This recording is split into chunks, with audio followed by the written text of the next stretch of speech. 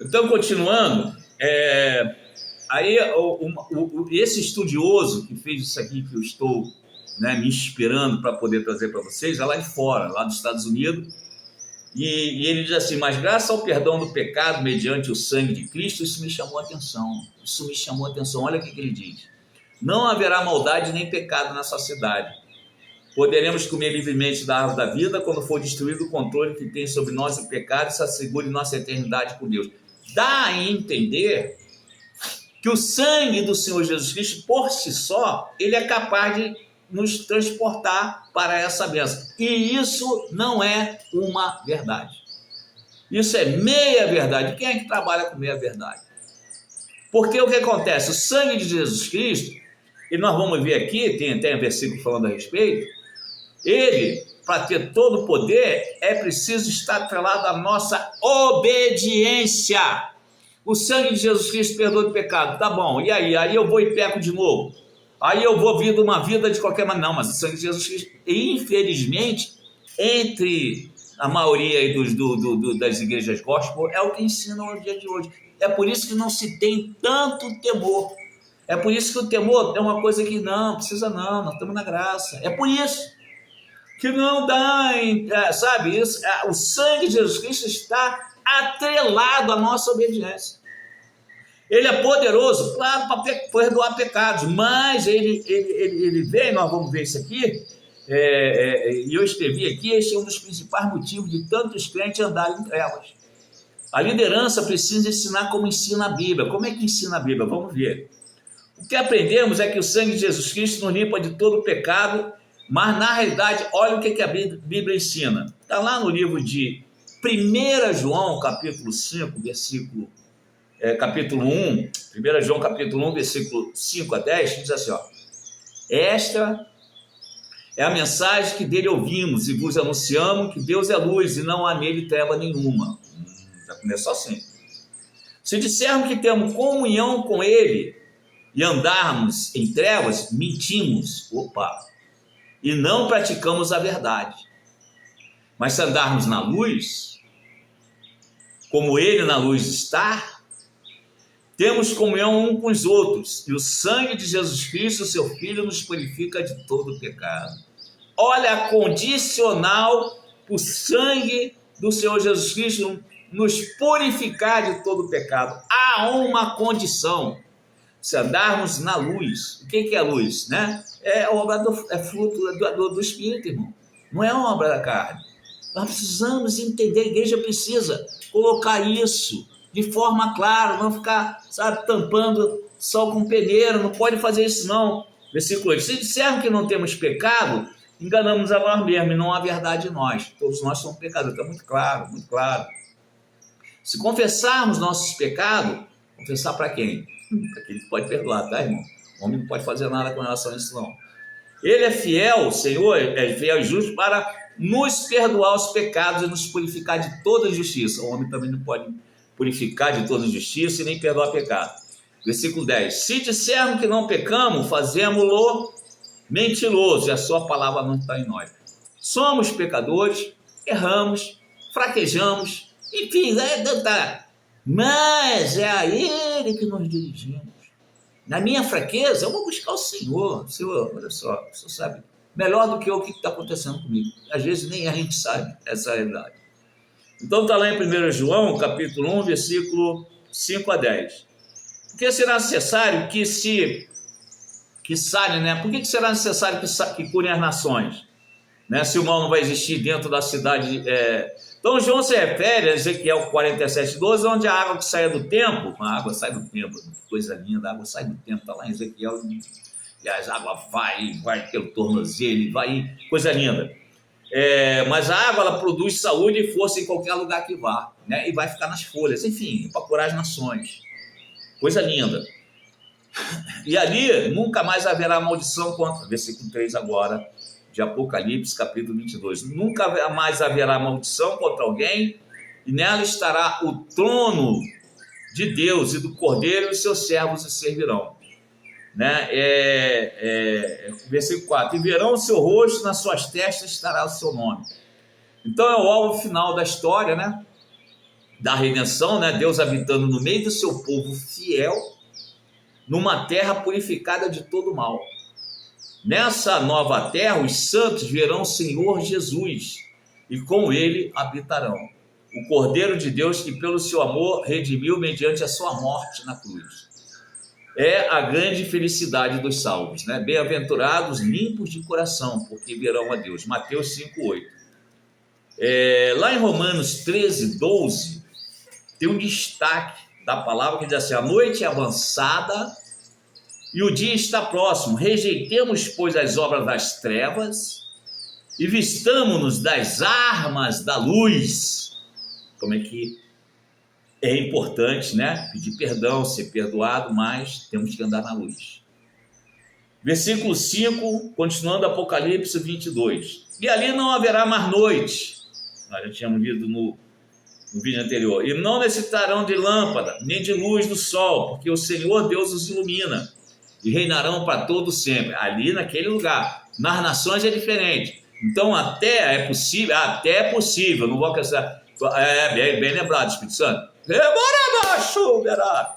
Então aquela frase assim, que eu já ia até falar assim: vamos aproveitar para comer, quem gosta, vai comer fruto do mar, comer bacalhau, porque não vai ter mar. Ali na cidade de Jerusalém não tem mar, mas nas nações, as nações provavelmente terão. Aqui então é muito claro que a nova cidade de Jerusalém, agora as nações são nações, né? Então não há, mas como é que é isso? Então, irmão, não me pergunta nada não, porque veio do céu, está na terra e Deus está habitando aqui conosco, isso é que interessa. Sabe, nós temos que estar lá, essa é a verdade. Versículo 6, e disse: essas palavras são fiéis e verdadeiras, o Senhor, o Deus dos santos profetas. Sim, isso anima a gente, irmão, isso anima a gente. O Deus dos santos profetas, esse livro fechado. Não é só esse livro, não. Mas esse livro aqui fechado, meu Deus do céu, que coisa. Meu Deus. Então, essas palavras são fiéis e verdadeiras, o Senhor, o Deus dos santos profetas, enviou o seu anjo para mostrar ao seu servo as coisas que em breve irão acontecer. Tá vendo? Versículo 7. Aí agora o título da mensagem: eis que cedo venho. Bem-aventurado aquele que guarda as palavras da profecia desse livro. Outra bem-aventurança. Perceberam? Uma lá no início, né? Teve mais, mas agora essa outra bem-aventurança no final, olha que coisa linda. Bem-aventurado, né? Aquele que guarda. Lá no capítulo 1 é aquele que lê. E agora nós estamos vendo, né, que é aquele que guarda, né, as palavras da profecia desse livro. Olha que é feliz, né? Então como é que vamos guardar alguma coisa se não se está ensinando, se não está se abrindo para o povo aprender? Como? Deus vivo, oh glória, Deus, meu Deus. Qualquer de vós que nem renuncia a tudo, meu Deus do céu, capítulo 14, versículo 13. Assim, pois, qualquer de vós que não renuncia a tudo quanto tem, não pode ser meu discípulo. Misericórdia, acho que essa palavra encaixou isso.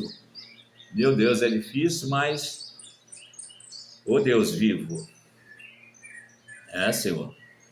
Então é isso, precisamos ensinar. Versículo 8. E eu, João, sou aquele que vi e ouvi essas coisas, ou seja, tem um testemunho ocular. E havendo-as ouvido e visto, me prostrei aos pés do anjo que mais mostrava, que mais coisa me mostrava para o adorar. Então o João estava tão maravilhado das coisas. Imagina você ver essas coisas todas. Então ele ficou até meio perdido, que já queria até adorar anjo, irmão. Ele ficou tão confuso que ele já queria até adorar anjo. Versículo 9. E o anjo então respondeu: olha, não me faça isso não. Não faças tal, porque eu sou conservo teu e de teus irmãos. Ou seja, né, conservo, né, eu também sirvo a Deus.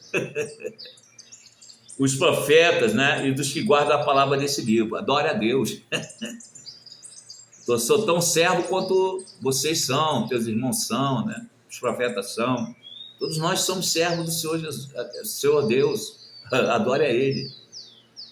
Então, ouvir o relato de uma testemunha ocular é melhor que alguém pode fazer, né?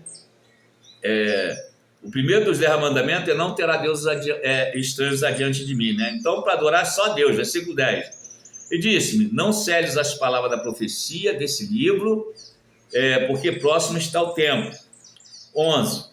Quem é injusto, seja, aqui eu tomei um susto com essas palavras, eu já conhecia, mas aqui eu tomei um susto, eu falei, o que essas palavras querem dizer na realidade? E eu achei muito interessante a versão da Bíblia Viva, que ela não anula essa, mas dá uma compreensão melhor.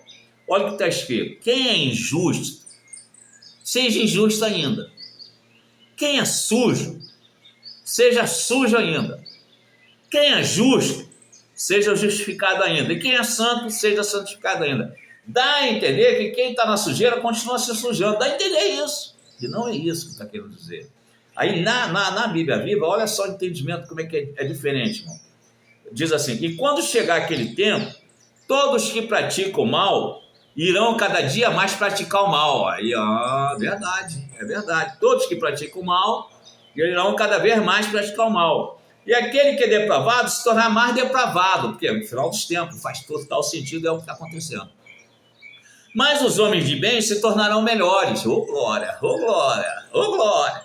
E aqueles que são santos prosseguirão por uma santidade ainda maior. Eu quero isso na minha vida. Eu quero isso na minha vida. Eu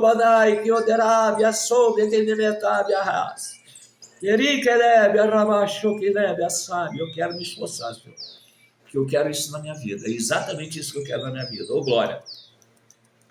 Então, versículo 10. Muitos serão purificados. Não. Aí ele tem aqui uma comparação com o que foi dito a Daniel. Daniel foi mandado selar o livro, né? Lá em Daniel 12, né? Do versículo 10 a 12, diz assim, muitos serão, e ele de versículo 9, ele diz, vai Daniel, porque essas palavras estão fechadas e seladas até o final do tempo. 10, muitos serão purificados e embranquecidos. Olha só que paralelo com essa palavra. E provado, muitos serão, olha só, purificados, embranquecidos e provados. Mas os ímpios procederão impiamente, e nenhum ímpio entenderá, mas os sábios entenderão. Como eu volto a falar sempre, não tenho dúvida, sábios são aqueles que têm o Espírito Santo, que tira a tua visão do mundo, que faz com que você não queira nada podre desse mundo, que você queira de Deus, que você queira essa vida eterna. É o Espírito Santo que te dá o que? A sabedoria. Versículo 11, né? Então esse paralelo ali encaixou mais do que nunca. Obrigado, Espírito Santo. Agora sim, agora encaixou mesmo. E desde o tempo em que o sacrifício contínuo foi tirado e posta a abominação, eu nem sabia nem que entrava escatologia aí, que a própria Apocalipse já era, né? Das abominações haverá 1290 dias, né? Então ele vai falando sobre o fim dos tempos. Mas o que eu achei tremendo aqui é exatamente isso. O livro deve ficar aberto, né? Daniel 12.